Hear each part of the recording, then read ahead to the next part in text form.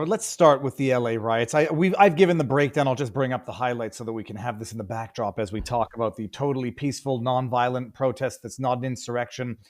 I put out a tweet, I think it was Friday, and I basically said, people are trying to interfere with federal agents to enforce federal law, to deport illegal aliens, and compared it to what the three, actus elements of the insurrection is. Now, again, whether or not I sincerely in my heart of hearts believe that this is an insurrection in the legal sense, probably not.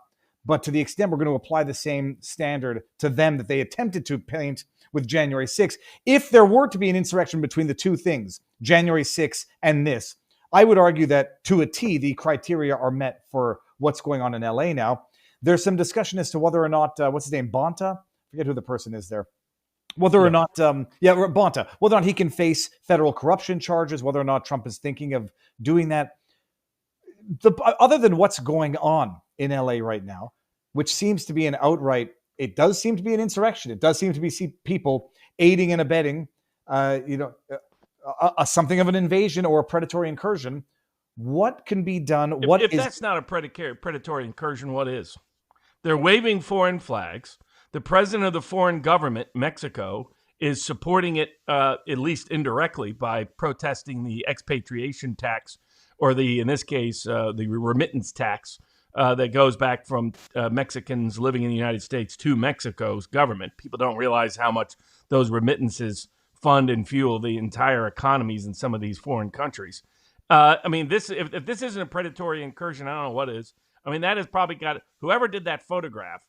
That's going to be one of the most iconic photographs for the next 20 years. And you couldn't have a more damaging photograph for the Democratic Party or the supporters of illegal immigration than this one.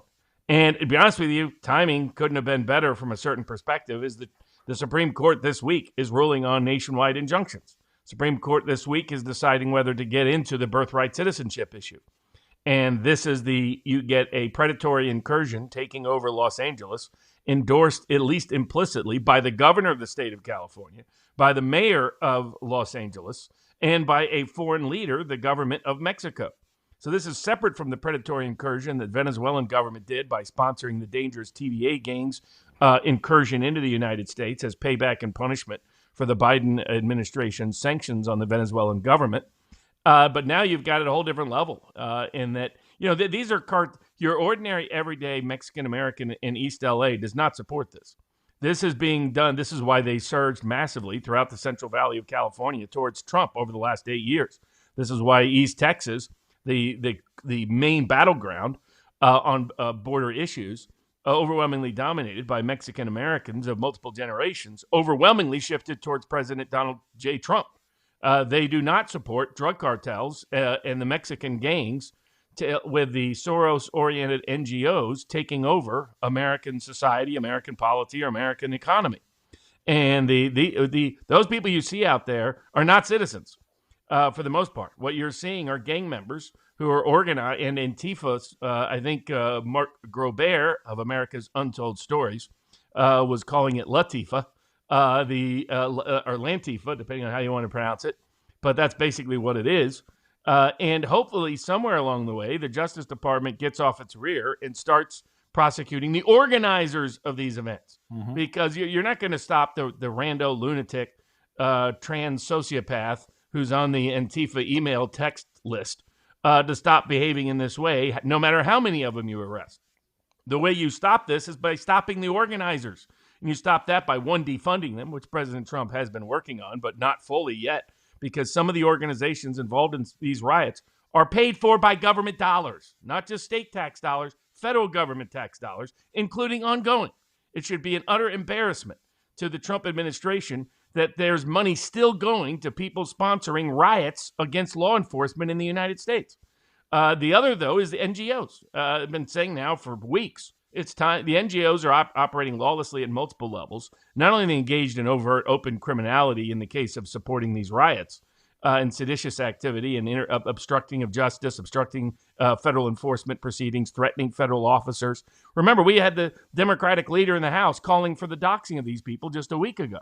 So, We have the mayor coming out supporting the protest. We have Newsom complaining about I do like Trump's new nickname for Newscum. It's New Scum. I was like, oh, I'll probably borrow that one. That's a pretty good one. He's got to come up with one for Bass. There, how do you catch a pass? Maybe there's got to be something in there. She's a pure commie. She's been a long time commie. I mean, honest to God commie, like John Brennan style commie. And the fact that these people are overtly and openly waging war on federal law enforcement, and who is federal law enforcement targeting? They are targeting the young, quiet gardener that's been working quietly for the last 15 years illegally. They're targeting people with criminal records, with an order of removal already in place, in some cases for decades. And it's not just any set of crimes. These are pedophiles. These are rapists. These are murderers. These are hardcore gangbangers convicted of violent crimes, affiliated and associated with some of the most dangerous criminal organizations in the world. And that's who they are interfering with. That's who they are stopping it. And we had other protests in Boston and New York and other places where there's now a mass effort to recreate the Summer of Love and to massively, they have the judges obstructing on one side and the rogue state politicians facilitating obstruction by not helping and being sanctuary cities and states and counties on the other side. And then in between, now they're arming and organizing mass Antifa-style protests to engage in all the conduct they accused, but were incorrectly accused of, the January 6ers. This is what a real insurrectionary behavior looks like.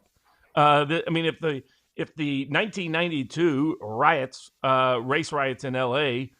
Concerning the incident where they beat up an individual or accused of doing so, the Insurrection Act was invoked by President H.W. Bush to bring people in. Well, this is actually more like an insurrection, more like a predatory incursion.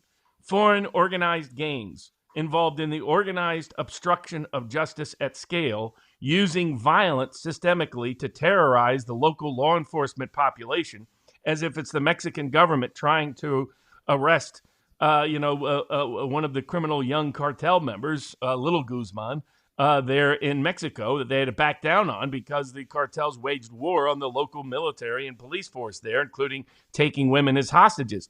They're just extending this behavior now to North America. Now they're taking over parts of North America and the United States, wherever and whenever they can, enabled by a corrupt governor, enabled by a corrupt mayor, enabled by corrupt law enforcement and local law enforcement. What needs to happen is, and it's all facilitated and organized by NGOs, as being well documented by one of the great contributors of Elon Musk's, which is Data Republican on Twitter, has been putting together the Soros NGOs, the other NGOs, how they work, how they function, along with Mike Benz, who's been documenting this work as well, and showed that this was funded. You don't show up with random big whole groups of bricks, pallets of bricks, perfectly organized so that people can borrow and utilize. If it's not a very sophisticated, organized effort. And these are people that have committed government fraud, they've committed tax fraud, in order to facilitate and enable this organized criminality at scale, this predatory incursion on the United States, which is what this is by any reasoned definition, aside unless you're a lunatic federal judge. So this is proven beyond doubt that Trump is right about what needs to happen on illegal immigration. I just want to play this because one of the things I've realized, and people will call me naive or playing devil's advocate, that I do wonder in general just how many pallets of construction stones are lying around in general, such that whenever I can tell you, but like in particular, this is identical to what was people saw it in live time here in Las Vegas during the BLM protest. Mm-hmm. These, people that know Vegas went to the protest and saw these randomly showing up in key places that had no ties to a construction site. So this has all the telltale indicators of an organized effort. And that's part of it's the politicians giving a political permission slip on the Democratic side now for weeks, saying absolutely, yes, you can dox them. Yes, you can invade their places like a member of Congress did, like the mayor of Newark did. Yes, you can you can tip people off like the mayor of Nashville did. The corrupt U.S., this tells you how bad the Justice Department still is. The corrupt U.S. attorney at the Middle District of Tennessee in Nashville, resigned rather than bringing an indictment over that child porn possessing, wife beating, human trafficking MS-13 gang member, Mr. Maryland man from El Salvador. You had a U.S. attorney who shouldn't have been there in the first place. There should have been a mass purge already of these commies in the Justice Department. And yet this guy resigned rather than even be affiliated with the case. That's how nuts so many of these people are. I mean, credit to Harmony Dillon. She got half of the people in the Civil Rights Division to resign because they're all a bunch of commies by saying we're going to change policies, and if you're not on board, hit the door. That's what Pam Bondi should have done in every U.S. attorney's office in this country, but didn't. That's what Pam Bondi should have done at the higher-ups at the Justice Department, but did not, but failed to. And so now we're seeing some of the consequences of that. The failure to take complete action on NED, on all these other NGO grants. They went part of the way. They didn't go all the way, including Rubio's State Department. These people need to be mass fired, and then they need to be put under criminal investigation. And you're not going to stop this until you put some big NGOs right in your target site. They're violating tax laws by what they're doing. They're violating state laws by what they're doing. They're violating federal laws governing their funding for what they're doing. And, of course, they're systematically involved in a predatory incursion and invasion of the United States to obstruct lawful enforcement in this country. So you need to see some high-profile NGO people put in the rack. And I'll tell you, the two biggest ones who are the most guilty in this context are named George Soros and Bill Gates. And if they were serious, these guys would be feeling the heat for their decades of illegality around the world in causing mass death and injury and promoting open borders. I mean, now you got the Pope. If anybody had any doubts that the Protestants were right, God bless the Catholics. But there was Matt Walsh and some others saying, "Oh, you can have confidence. God picked the Pope." I was like, I'm not so sure. I'm not really a Catholic. I'm not a Catholic. And what do we see the Pope saying? He used the words "open borders." Today of all days, he goes out and screams for open borders. The Catholic Church is the enemy of the American people. That's the reality under this papal leadership. They are corrupt. They've been a money laundering criminal organization for half a century, so much so that Godfather put it in the Godfather movie Part 3. And now you have them. They are the number one profiteers for the NGOs involved in illegal immigration is the Catholic Church. That's the number one group complicit in this criminal activities. And so there needs to be consequences. And the Pope needs a wake-up call. The Catholic bogus charities need a wake-up call. Otherwise, this will continue to happen unabated. What can happen and who can do it? The question is, can we like to give, Cash and Dan, we'll talk about them when it comes to the Epstein stuff. They're the FBI. They are investigating, and Bongino is, vowing to get at least the people we see on camera who might be easily identifiable because they're on camera. You've got, the DEA, the ATF, the DOJ. Who does have the power to do this? Is it Pam Bondi who has the power to remove? All of them do. I mean, they can open up a criminal investigation anytime they want, as to anybody. And they can work with parts of DHS. They can work with parts of the Civil Rights Division. They can work with other divisions that maybe have a relevant or pertinent or material role in it. But DOJ is ultimately responsible. This should have been done out of the gate. You saw from Kash Patel's interview with Joe Rogan, Dan Bongino's interviews this week on multiple Fox channels. They're not focused on this at all. Aside from apologizing and making contradictory claims about Epstein, which we'll get to later, they want the FBI to look like 1950s Dragnet. That's what they're focused on. I mean, Bongino was even doing the old post 9/11 script again. Look at all the terrorist events we've stopped. Well, you didn't stop this one, Danny boy, and it was out there in the open with politicians saying they were going to do it. But because you've taken no action against James Comey, who's dog walking you on a daily basis. This is what we get. It can't be just, hey, we're going to arrest the 600 protest. Fine. Who cares? Those guys are career criminals. That's who those people are. They're not going to blink twice. That's not going to deter anything.